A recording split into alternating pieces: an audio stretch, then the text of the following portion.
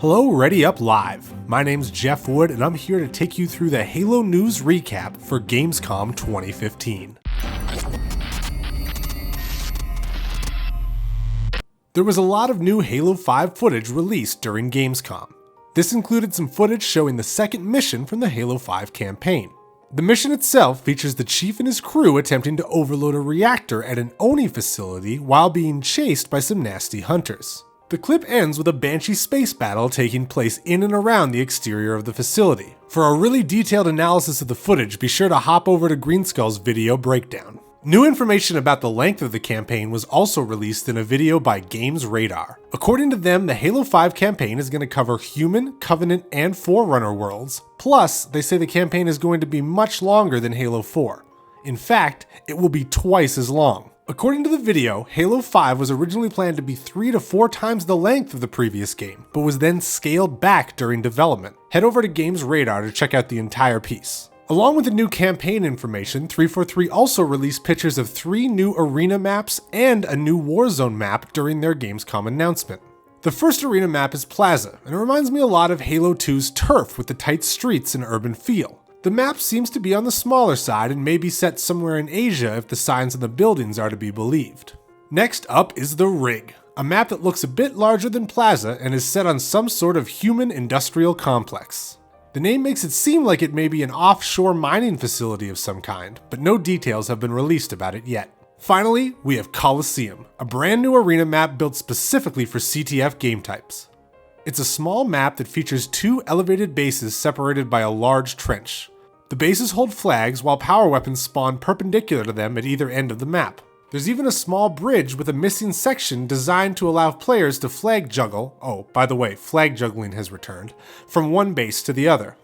Along with the new arena maps, 343 also released pictures of a new Warzone map set on a snowy cliff face called Stormbreak, and some new pictures of Escape from Ark. They also showed off additional shots of Eden, which has had its lighting altered after player feedback from the beta, and map overviews of Fathom and Empire. Be sure to check out Greenskull's video where he breaks down all the new maps in detail and covers a bunch of other information that he's found. During the Halo Gamescom announcement, Bravo and Sims were both on hand to cast a pre-recorded match between Epsilon and Optic Gaming, and highlighted some of the key features of Spectator mode in Halo 5.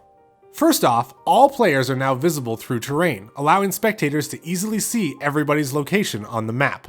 The casters were even able to go back and pull instant replays, highlighting routes that the players took with red and blue arrows. The details of exactly how the instant replays will be controlled are still a little hazy, but the idea of instant Halo highlights has me pretty excited for this next announcement.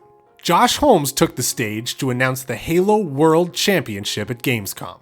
It looks like it's the biggest tournament in Halo history. It begins this winter and features over $1 million in prizes. The details are scarce at the moment, but we know that 343 is heavily focusing on the esports community, and Holmes even went so far as to say the event will be inaugural, meaning we may see this become a yearly tradition. In other esports news, Halo Waypoint released an update to conclude Season 2. The video features our old friend Bravo detailing the events of the HCS Finals, a neat little piece on evil geniuses, as well as some information on the Halo World Championships. Head over to the Halo Waypoint YouTube channel to check out the full video. This weekend also saw the very first Halo 5 Guardians HCS event, the Gamescom Invitational.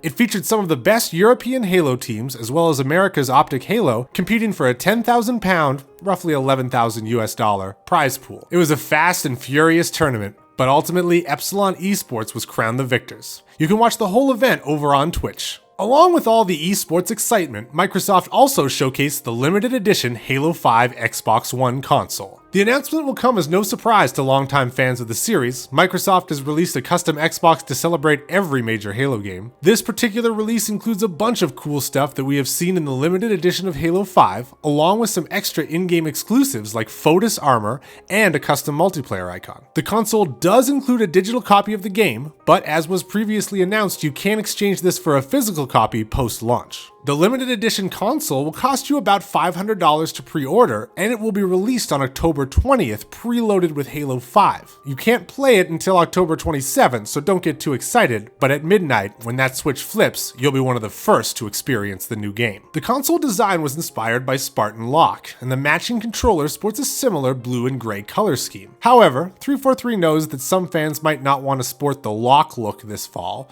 so that's why they're releasing another controller in the classic green and gold of the Master Chief.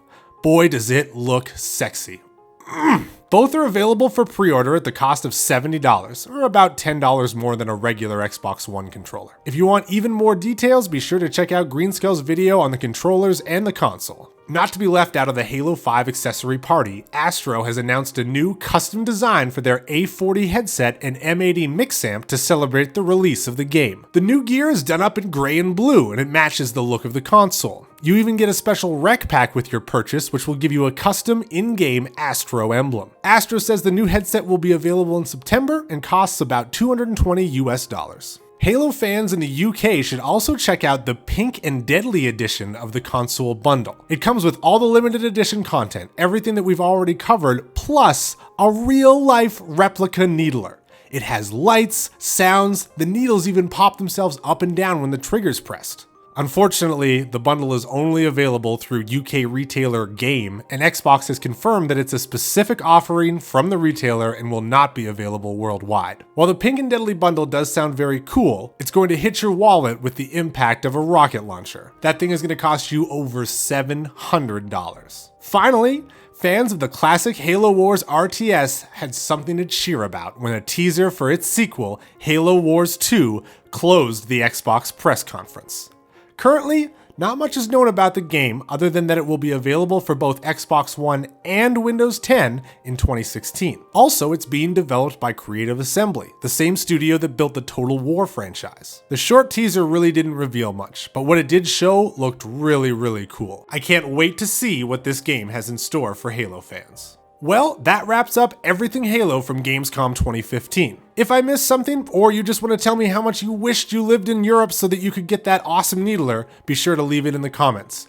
As Greenskull says, why don't you slap that, ass. Thanks a lot for watching, guys. My name is Jeff Wood, and I will see you next time. I think it was slightly different in terms of weaponry. When I played it, there was no overshield on the map, and there was no plasma caster on the map, as far as I remember. This is my favorite Halo 5 map intro of all time. There's a space whale that swims by. We like to call him Timmy. At any point, you can look out the